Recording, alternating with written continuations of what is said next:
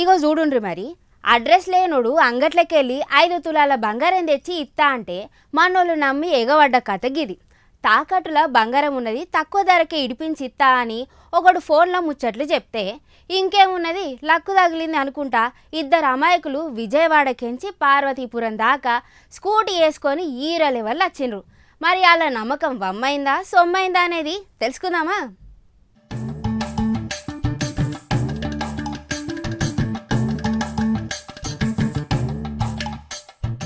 అవును మరి ఈ కాలంలో సచ్చినోడు పెళ్ళికి అచ్చిందే కట్నం అనుకునేటోళ్ళు ఎక్కువైపోయినరు. ఎవడో ఫోన్ చేసి నా తక్కువ ధరకే బంగారం ఉన్నది పట్టుకపో అనంగానే జనాలు జేబుల పైసలు వేసుకొని ఉరుకుతాండ్రు. మన విజయవాడ సీనన్న శివన్నలు కూడా గట్లనే బంగారం బంగారం అనుకుంటా ఆశపడి పార్వతీపురం దాకా స్కూటీ వేసుకొని పోయినరు. తీరా అక్కడికి పోయేటాళ్లకు తలకాయ నొప్పి తగిలింది.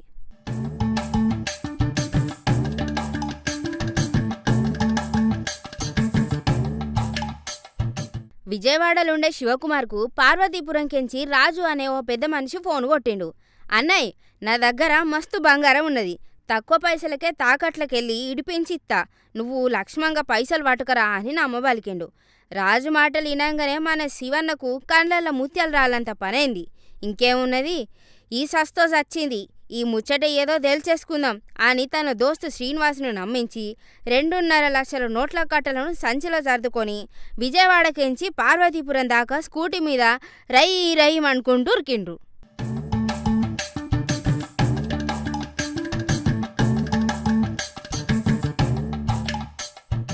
అర్ధరాత్రి లోపల ఎట్లనో అట్లా పార్వతీపురం చేరుకున్న మన విజయవాడ బ్యాచు తెల్లందాకా ఒక ప్రైవేట్ లాడ్జిలో వండుకొని దమ్ము తీసుకున్రు. పొద్దుగాలనే లేచి రాజుకు ఫోన్ కొట్టి, రాజుగారు ఏడున్నారు, మేము వచ్చేసినాం అనంగానే ఆ కేటుగాడు రాజు, ఇళ్ళకెందుకు తమ్ముడు, అడ్డూరు వలస తోటలకైతే సేఫ్, అక్కడికి రండ్రి అని లొకేషన్ పంపిండు. మనోళ్ళు కూడా అమాయకంగా స్కూటీ నాటి తిప్పి తోటలోకి పోయిండ్రు. అక్కడ రాజు ఎదురొచ్చి పైసలు తెచ్చిండ్రా మరి అని అడిగిండు. దానికి మనోళ్ళు పైసలు తెచ్చినాం గాని ముందు బంగారం చూపించు సాబని రూల్స్ మాట్లాడిండ్రు.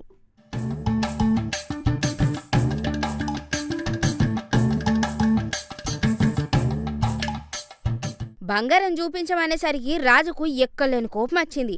బంగారం అడుగుతారా నన్నే, ఆగుండ్రి మీకు చూపిస్తా అసలు బంగారం అన్నట్టు గొంతు సవరించేలోపే ముందే ప్లాన్ వేసుకున్నట్టు ఇంకో 5గురు గ్యాంగుగా కర్రలు పట్టుకొని తోటలకెళ్ళి సినిమాలు ఊడిపడ్డట్టు పడ్డరు. ఇక చూడుండ్రి తమాషా, మన విజయవాడ సీనన్న శివన్నలకు బంగారం చూపిస్తారనుకుంటే కర్రలతోని ఒళ్ళంతా హూనం చేసి పడేసిండ్రు. చితకబాది వాళ్ళ తానున్న 2 లక్షల రూపాయల పైసలు గుంజుకొని నిమిషంలో పరుగందుకున్నారు. ఆ దెబ్బలకు మనోళ్లకు బంగారం లేదు గీలేదు, అంతా మైండ్ బ్లాంక్ అయిపోయింది.